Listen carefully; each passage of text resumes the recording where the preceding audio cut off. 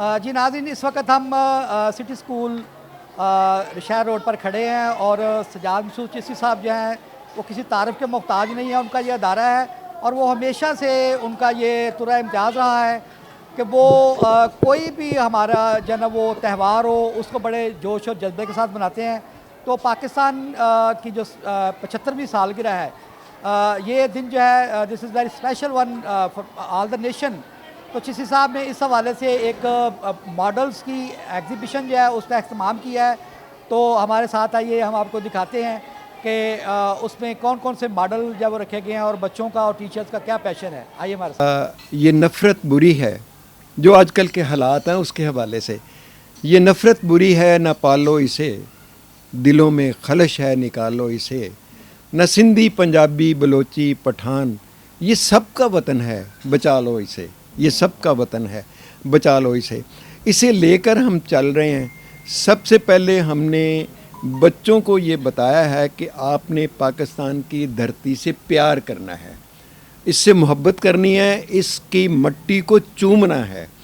क्योंकि जो कौमें अपनी धरती से प्यार नहीं करती, उसकी मट्टी से प्यार नहीं करती, वो कौमें सफ़े हस्ती से मिट जाया करती हैं। और अल्हम्दुलिल्लाह इस मिशन में हम कामयाब हैं। और सियालवी साहब, एक बात मैं ये भी आपको बताता चलूँ कि जब पाकिस्तान हम हासिल कर रहे थे तो एक नारा लगा था, बन के रहेगा पाकिस्तान, लेके रहेंगे पाकिस्तान। पाकिस्तान का मतलब क्या? ला इलाहा इल्लल्लाह। अब ये जो नारा है ला इलाहा इल्लल्लाह, ये बड़ा अच्छा है, लेकिन ये आधा है। आज मैं 14 अगस्त की 75वीं सालगिरह के मौका पर, इस ईद के मौका पर इस नारे को मुकम्मल करना चाहता हूँ। और मैं अब ये बच्चों तक ले गया हूँ कि पाकिस्तान का मतलब क्या, ला इलाहा इल्लल्लाह, और पाकिस्तान का मकसद क्या, मुहम्मदुर रसूलुल्लाह। यहाँ देखिए डैम्स के मॉडल बने हुए हैं, यहाँ सोलर सिस्टम के मॉडल बने हुए हैं, यहाँ पर जो है ना वो जो है ना वो पोल्यूशन जो है, हर तरह की पोल्यूशन जो है, water pollution, air pollution, noise pollution, उसके मॉडल बने हुए हैं। और फिर हमने देखा कि रोज़ा और ज़कात के बारे में बच्चे बता रहे थे कि इस पर नसाब कितना है, ये वो। तो ये मल्टीपर्पज़ चीज़ें, ये कितने दिनों में ये सारी चीज़ें तैयार हुई हैं? देखिए जी, ये जो चीज़ें हैं ना, इसके लिए सिर्फ़ एक हफ़्ता लगा है और वो भी बच्चों ने 2-2 पीरियड लगाए हैं with the help of the teachers, with the help of their parents. और मैं उन पेरेंट्स को और उन असातिज़ा को काबिल इस्ताइश समझता हूँ। बाज़ पेरेंट्स जो हैं वो तो समझते हैं कि ये वक्त का ज़िया है, तालीम कोई नहीं है। वो समझते हैं तालीम है अल्फ़ बे ABC 1 2 3। एक्चुअल जो तालीम है ना, वो ये प्रैक्टिकल तालीम है कि हम बच्चों को उस तरफ लेके जाएं जिससे वो तरक्की कर सकें, जिसमें उनमें जदीदियत आए। ये इतने शोबे टच करने का भी मकसद ये है ताकि बच्चों में इसकी अवेयरनेस पैदा हो सके कि हमारे मुल्क को क्या क्या चाहिए। जैसे कहते हैं जी, बरगद की जगह बरगद ही उगता है। तो चिश्ती साहब की साहबजादी हमारे साथ हैं, वो यहाँ के प्रिंसिपल हैं। और ये सारा जो मेला सजा है, इसकी जो तैयारी इन्होंने कराई है, निगरानी ये कर रही हैं और इसको अभी तक कामयाबी के साथ लेकर चल रही हैं। इनका तारुफ बड़ा लंबा है, वो मुझे, मैं चूँकि अब एजड हूँ तो मुझे शायद भूल जाए।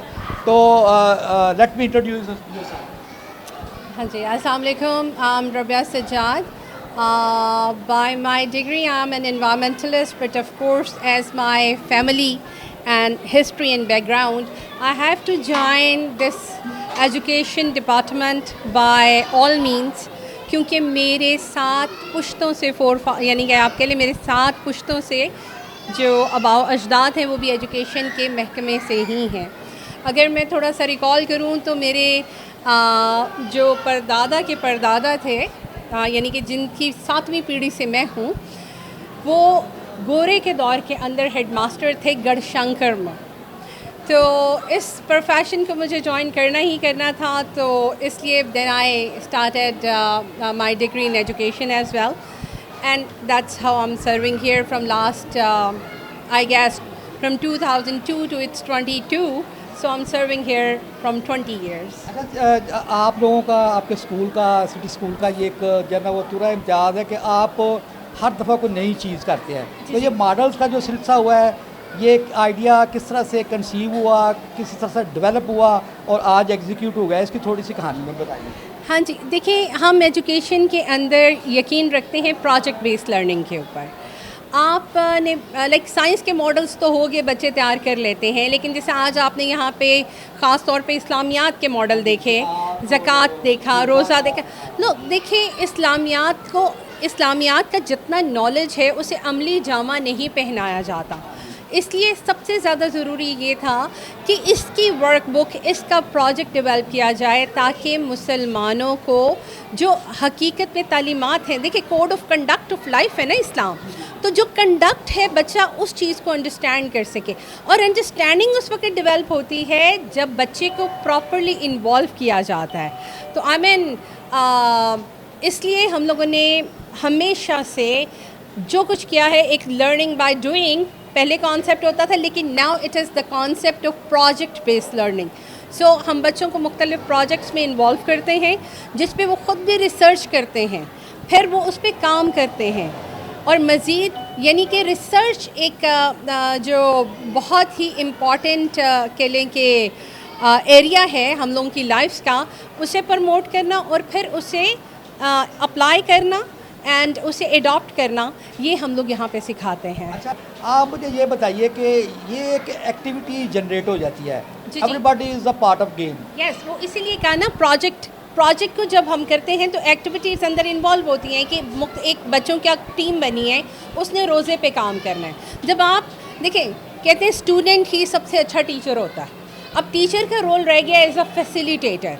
बच्चे को कहा जाता है, ब्रेनस्टॉर्मिंग की जाती है, उसे कहा जाता है कि बेटा इस पर वर्क करें। जब आप अपने हमजोलियों से वही चीज़ें सुनते हैं बच्चों की ज़ुबान से, तो आपको और वो एक दूसरे को फॉलो करते हैं। जैसा कहते हैं ना कि असहाबा इकराम बड़े हरीस थे, ठीक है, अच्छी चीज़ें फ़ौरन एडाप्ट करते थे। उसी तरीके से देखें कि बच्चे को लगता है ना जिस चीज़ के ऊपर उसे ऑब्लाइज किया जा रहा है, बाकी बच्चे भी उसे अडाप्ट करने की कोशिश करेंगे। तो जब ये एक्टिविटीज़ प्रोजेक्ट के अंदर जो एक्टिविटीज़ होती हैं वो बच्चों को दी जाती हैं, तो उनका एडाप्टेबिलिटी कह लें कि जनरेट होती है, वो अडाप्ट करते हैं। आपने जो मॉडल्स की एग्जीबिशन थी वो देखी और यकीनन आप इससे लुत्फ़अंदोज़ भी होंगे और कुछ ना कुछ आपको सीखने को भी मिलेगा। ये जो ना वो एक तालिब इल्म की ज़िंदगी में अदारे ही होते हैं जो उसको ग्रूम करते हैं, उसका कैनवस वसी करते हैं और उसको उसकी ज़िंदगी में आने वाले जो त्यौहार हैं उनका असल मकसद बताते हैं।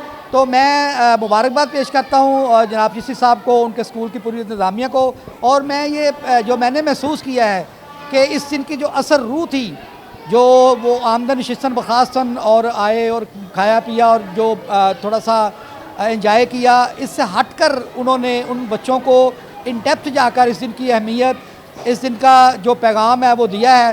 तो इसके साथ ही हम आपसे इजाज़त चाहेंगे, फिर मिलेंगे अगले प्रोग्राम में। तब तक के लिए इजाज़त दीजिए, अल्लाह हाफ़िज़।